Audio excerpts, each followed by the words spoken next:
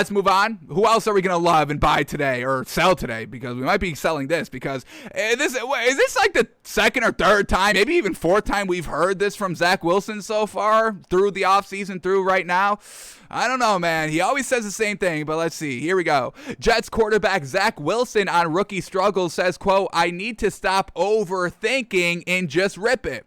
Yeah, I thought you said that like 2 weeks ago. You still aren't ripping it? You still are overthinking it? What are we talking about here? Obviously, he got big because of the game against the Titans where he went big down to Corey Davis, and that was a great throw. But remember, we broke it down, and it wasn't the smartest decision. It ended up being a good decision because it was a touchdown. But if that was incomplete, I mean, nobody's even talking about Zach Wilson anymore, honestly. That's really why people are talking about him, because of that deep, 50, 45, 50, 55-yard bomb for a touchdown to Corey Davis. And it was a great throw. I'm not saying it wasn't a bad throw. But, once again, the What If, our Disney Plus series, What If Zach Wilson had that incomplete to Corey Davis? Nobody's talking about Zach Wilson. Nobody's even talking about him. Nobody even remembers he's even in the league, folks, except Robert Saleh because he's on the team. That's it. So, if it was a bad pass, or it was a not the greatest decision, because there was a route on the right sideline about 15 yards shorter, and it would still be about a 30, 45-yard gain at that point, and that was wide open, but he decided to take the big shot. So he ripped it there, but now he didn't rip it last week in London. So, I mean, you saw what you needed to do, and then you're regressing, and now you're blaming it on the overthinking again. So let's see what we get in this article. Let's get the full wording, the quotes, all of that, the questions, the lead-ups. Why did this man say this? And is this something that we should be concerned about with the Jets offense? Because kind of we're seeing this in a couple of teams and a couple of players. They're not playing real well in the first half, and then they come back and make the game a little close, and then overall people are like, oh, they're a good team or a good quarterback or just a good offensively. We just saw that yesterday with the Eagles and Jalen Hurts. We like Jalen Hurts, but they're getting off to way slow starts, and they're not looking great. And then, they only lose by 6, but they really should be losing by like 14 to 21 points right there. Same thing with his Jets team in London. Couldn't do anything in the entire first half, and then made it decently competitive in the second half. And, a lot of people just kind of focus in on that final score. Once again, why we break down how they're scoring, who they're scoring to, how consistent is their offense, how are they moving the ball. That's what we break down every week on the show, folks. So a little interesting here with these quarterbacks, Zach Wilson and Jalen Hurts, not at that point yet that is needed to be consistent through an entire game, let alone an entire season. But they're still young. We're not kind of totally writing these players off, folks. We understand they're rookies. Jalen Hurts is still kind of basically a rookie in number of games played because, he only started like 4 or 5 games last season. We're only 4 or 5, 6 games into this season, so he still doesn't have a full season under his belt. So we understand players can grow and change. We get that, folks. You don't need to bring that up every time we talk about something. We understand things. But we definitely need to start to see some more consistency out of them to start buying in the players, the teams, betting on them, and all that. But let's get to what Zach Wilson is saying here. Here we go. It's been a rocky start to New York Jets quarterback Zach Wilson's career. The rookie has been beaten up through his first 5 games. At times, Wilson looks overwhelmed, rushing through his reads to skip a worm burner. Okay. Rushing through his reads to skip a worm burner. Interesting. I've never heard that word, and I like it. Worm burner, because you throw it to the ground. That's where the worms are, so you kind of like burn them because of the friction of the football to the ground. I like that. I kind of like that phrasing. Worm burner. The man's throwing worm burners out here, folks. He's killing the worms. Imagine you're a worm just, enjoying life, enjoying your slithering in the dirt, and you got this quarterback throwing this giant pigskin football into the ground, ruining your home, burning your worm skin. And it's coming right down to the dirt. Come on. So, Zach Wilson's a worm burner out here, folks. I've never heard that before. Who wrote this? It's fantastic. Kevin Patra. I love it. That's our new word, folks. Worm burner. Worm burner. We're going to be watching that on Wednesday Film Study this week, folks. We're going to be watching all the worm burner passes. I love it. Oh, I love it. Let's read this one more time. The rookie has been beaten up through his first 5 games. At times, Wilson looks overwhelmed, rushing through his reads to skip a worm burner at a receiver's feet. There are glimpses of the dynamic arm and the ability to make plays on the move, but those fleeting moments have been few and far between in the Jets' 1-4 start this season. With the Jets reaching their bye, oh, thank goodness they're on a bye this week. I mean, obviously every team wants that kind of bye already. Teams with an early bye, still, a good advantage. The bye week, having a late bye kind of sucks. Having that kind of this is the first week of the bye as well. Having a bye this week or next week, alrighty, we played kind of the first quarter of the season, the first 4 games, 5 games, 6 games, whatever it is. Alrighty, what were we doing good? What were we doing bad? How were we winning? How were we losing? Totally just taking that entire week and just decompressing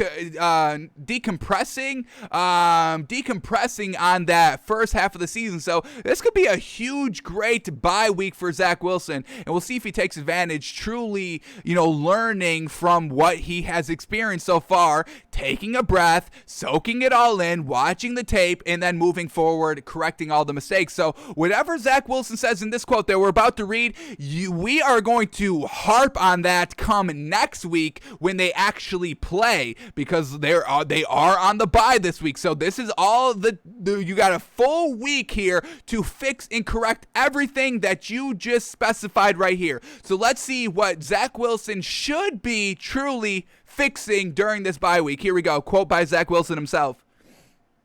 Quote, yeah, I would just say overthinking that. Or no, we got to read one more lead up. My apologies. With the Jets reaching the bye week, Wilson said Tuesday he hopes to recharge and get back to simply playing football. Quote, yeah, I would say just overthinking them. I would just say, to an extent, aiming the throw rather than just throwing it like I've always done my whole life, just reacting to what a defense is giving me and just throwing it rather than putting too much thought into it. Obviously, I got a lot I'm learning every single week, and I'm always putting my mind on new things I need to learn, and with that sometimes comes being a little bit robotic, and I think sometimes that's how those throws come out. I'm aiming them, I just have to throw and rip it. Kind of how I do in the second half when we have some of those big plays down the field. I'm just reacting, throwing it to where I feel like my receiver is at and how they're coming out of things rather than just trying to put it to a spot. So just letting it loose, playing less robotic, and just feeling it, reacting to what the defense gives you. I know we kind of harp on dink and dunk, folks, but it's a nuanced discussion on the dink and dunk. You must take what the defense gives you, but you cannot fall in love with that. That's why we were kind of impressed with that big play to Corey Davis that was for the touchdown and not kind of taking the safer route. We do like that. We do understand you need to take those shots, and we say it every single week. You must stretch the field vertically. That's exactly what the Eagles didn't do last night. All those screen plays, dink and dunks, and it didn't work out because they weren't able to stretch the field vertically. So it is a nuanced discussion, folks. That's why we take it every single week and every single play and break it down. We understand and we track all of that. So we'll see what Zach Wilson does to truly play less robotic here. We're starting to get, I think last week was the first week he had his full complement of receivers, or maybe the last 2 weeks. Coming into this bye, breaking down that footage and film and getting everybody truly on the same page now that all 3 good wide receivers are healthy here. So Zach Wilson knows what he's doing wrong, and we'll see if he fixes it in this bye week here. Must fix it here on the bye week. And we'll see how he's looking next week. Who do they have after the bye? Is it going to be a tough opponent where they are truly tested? Let's quickly take a look. Here we go. Week 7. The Jets have the Patriots. That's a pretty solid game. It's obviously tough because it's Bill Belichick, but it's still a winnable game overall. It's not like the Patriots are so great offensively that they can put up like 40 points and instantly outscore the Jets. It's just going to be Zach Wilson playing less robotic against a Bill Belichick schemed defense, moving the ball and taking what Bill Belichick is going to give you. We can already tell you the game plan. They're not going to let you throw to Corey Davis. Bill Belichick will not allow Corey Davis to beat him. So you must go to Jamison Crowder and your number 3 wide receiver here. Why am I blanking on that, man? Jamison Crowder, Corey Davis, let me get their number 3 because it's still a good wide receiver and I'm blanking on it. And I'm a little upset I'm blanking on this third man out here. He was the number 2 for like the first 4 weeks while Jamison Crowder was not healthy. Keelan Cole, how could we forget? I apologize, Keelan Cole, real solid out here. But you're going to have to go to Jamison Crowder and Keelan Cole for basically that entire game. Dink and dunk when you need to because Bill Belichick is not going to give you anything short. He's going to pressure you, and he's going to take Corey Davis away. So that's what you have to look forward to. I already know. Hopefully, Zach Wilson knows, and the team knows. Robert Saleh knows what the Patriots are going to throw at him. The offensive coordinator is going to know what Bill Belichick is going to throw at him, and they can have the perfect game plan here and implement it during this bye week. So this is it, folks. This is going to be a true, I'll call this the first true test here for Zach Wilson this season. He has the first 5 games under his belt. He's at a bye week and a winnable game coming off of the bye with a good defensive team. So what have you learned? What have you done your entire NFL career, even though it's short? Prove all that you have done next week, and we're going to be focusing big on Zach Wilson come next week coming out of the bye, folks. We got to see some big things. So that's what we've got on Zach Wilson, and we will start a fresh slate, a clean slate of thinking of Zach Wilson. Whatever we thought about him in the first 5 weeks, we can put that behind us, and we are going to go forward next week with Zach Wilson. So we're learning him all over again. Is he good? Is he bad? We find out next week, folks. So You gotta watch Takes by Fans for 2 straight weeks, folks, so we can truly understand Zach Wilson. So we'll see what he's looking like.